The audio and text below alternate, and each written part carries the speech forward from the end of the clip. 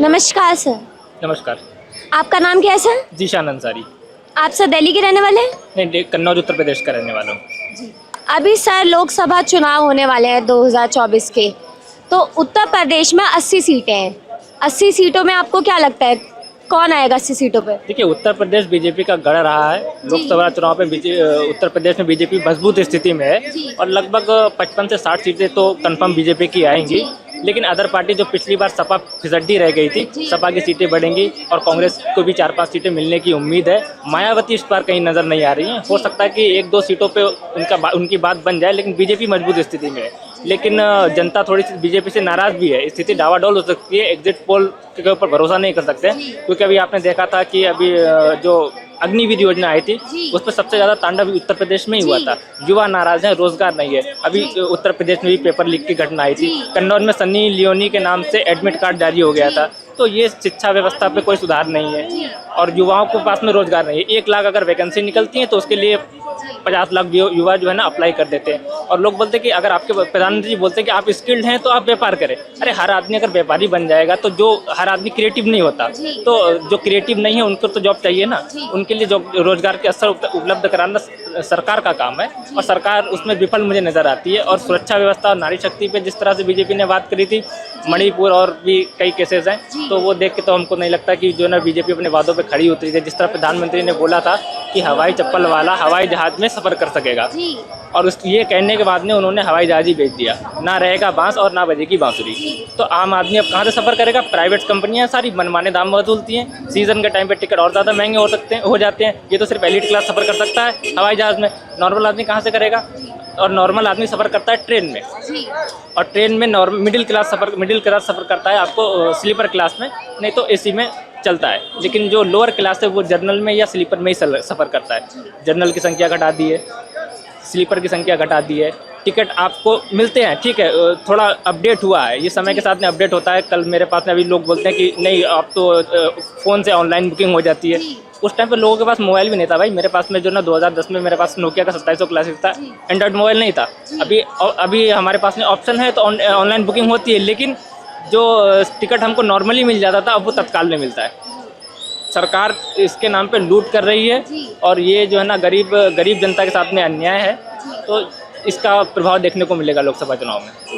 अभी आपने यूपी के शिक्षा पे आपने बात करी, जहाँ पे अभी यूपी का पुलिस कांस्टेबल का पेपर लीक हो गया था, लेकिन 1 महीने के अंदर ही योगी सरकार ने उन 4 गुनाहगारों को, आरोपियों को पकड़ लिया है। इस पे आपको क्या कहना है? देखिए, यूपी के अंदर जो कानून व्यवस्था है उससे कहीं हद तक मैं प्रभावित हूँ और उसमें योगी सरकार का जो काम हुए हैं वो एक्सेप्टेबल है। मैं मोदी विरोधी नहीं हूँ, ना मैं कांग्रेस का आदमी हूँ। जो काम है वो एक्सेप्टेबल, और यूपी में जो कानून व्यवस्था है सबसे बेहतर काम बीजेपी ने वो किया है।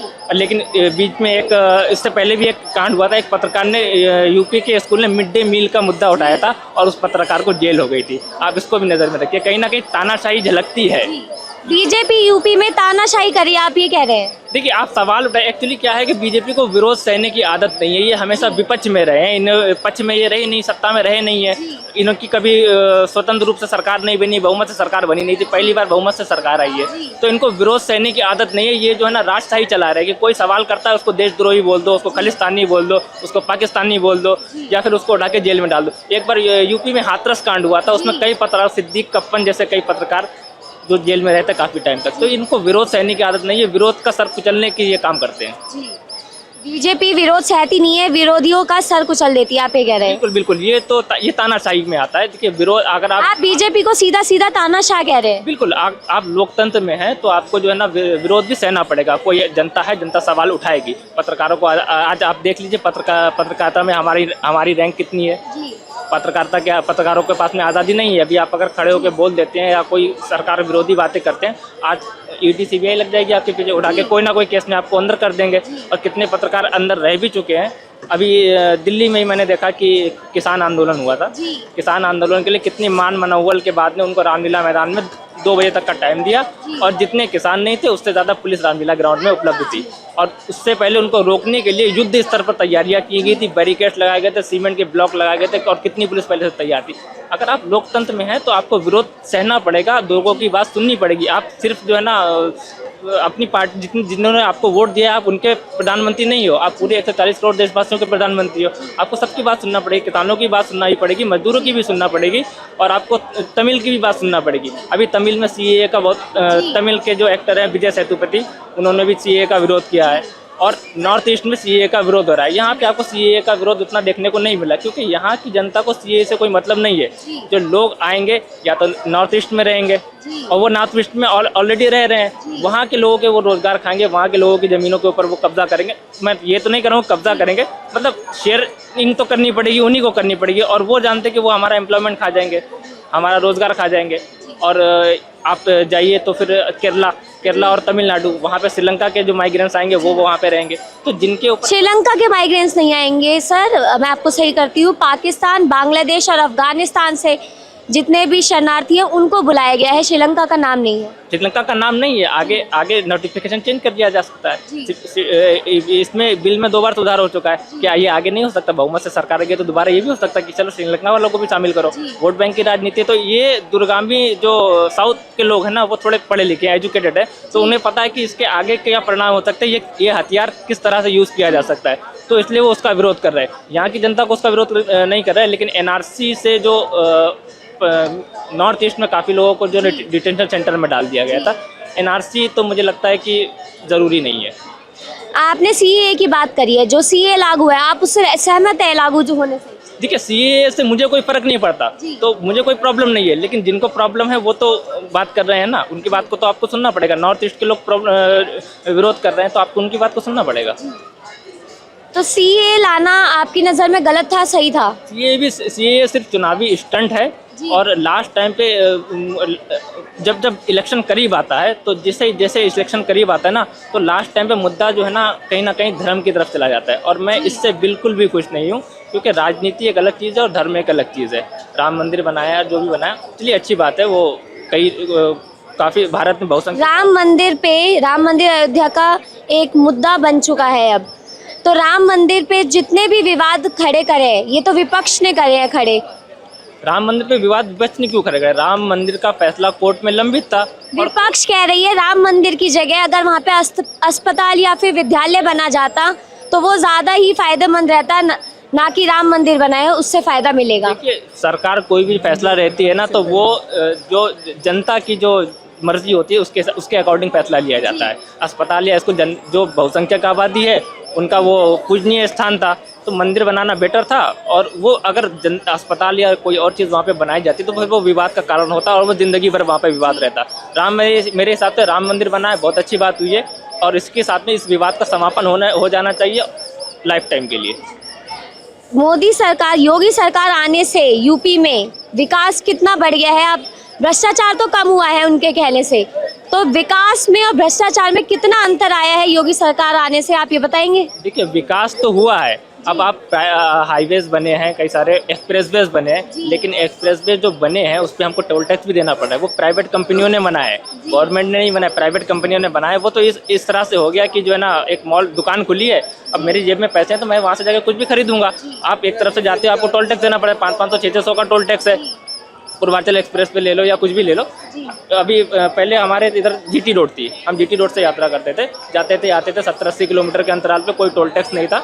हाँ, रोड 2 वेज रोड थी, काफ़ी प्रॉब्लम होती थी। अभी वो हाईवे बन गया, अच्छा है, समय कम लगता है, लेकिन हमको टोल टैक्स भी देना पड़ता है। हम मेरे गाँव से 30 किलोमीटर के बाद में अगर हम 30 किलोमीटर के आगे जाते हैं तो हमको टोल टैक्स देना पड़ता है, तो ये भी दिक्कत है। पर आप मानते हैं विकास तो हुआ है? विकास हुआ है, लेकिन विकास की हमको कीमत भी चुकाना पड़ रही है। विकास गवर्नमेंट का क्या होता है? गवर्नमेंट अगर हमसे टैक्स ले दी तो रोड, शिक्षा, पानी, सड़क, बिजली, सुरक्षा, ये गवर्नमेंट का काम है। वो इसके बदले हमसे टैक्स लिया क्यों जाता है कि वो हमको ये प्रोवाइड करेगी, और अगर इसके बदले हमको पैसे देने पड़ रहे हैं तो फिर ये विकास नहीं है, ये तो धंधा है। आपने रेलवे का प्राइवेटाइजेशन कर दिया है, और प्राइवेटाइज पूरा नहीं किया है, धीरे धीरे करके अगर कर रहे हैं, और आगे सरकार आ गई हो सकता है ये पूरा कर दें, क्योंकि कर्ज के बोझ के तले भारत वैसे ही दबा हुआ है। वर्ल्ड बैंक ने ब्लैक लिस्ट कर दिया है, कर्ज मिलेगा नहीं, हो सकता है आगे आज प्लेन बिका है, कल रेल भी बिक जाए। और प्राइवेटाइजेशन होने से सबसे ज़्यादा प्रॉब्लम होगी गरीब आदमी को। रेलवे का किराया प्राइवेट कंपनियाँ मनमाने तरीक़ों से बढ़ाएंगी, और गरीब आदमी वो सहन नहीं कर पाएगा। यूपी में अखिलेश यादव जी का भी पहले बहुत दबदबा था, अभी अखिलेश यादव जी पे आपको क्या कहना है? इंडिया गठबंधन पे आपको क्या कहना है? देखिए, अखिलेश यादव का दबदबा था। अखिलेश यादव कहीं ना कहीं विफल हुए थे। वो सुरक्षा व्यवस्था पे विफल हुए थे, परिवारवाद के ऊपर की उनके ऊपर आरोप लगे थे, और सच में परिवारवाद था, क्योंकि उनके ज़्यादातर सांसद जो है ना उनके फैमिली में ही सिमट के रह गए थे, और इसलिए अखिलेश को जनता ने नकार दिया। और दोबारा अगर मौका देती है, अच्छे काम करेंगे, तो फिर जनता फिर दोबारा मौका देगी। आपको लगता है जनता इस बार मौका देगी?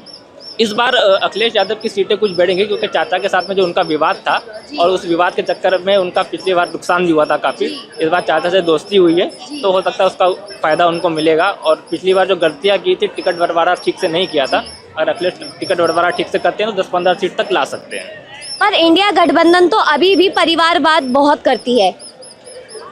इंडिया गठबंधन, राहुल गांधी जी और भी बहुत से नेता हैं इंडिया गठबंधन के, जो सीधा सीधा मोदी पे बोलते हैं कि उनका कोई परिवार नहीं है। परिवारवाद तो वो अब भी कर रहे हैं, इस पे आपको क्या कहना है? बांसुरी स्वराज कौन है?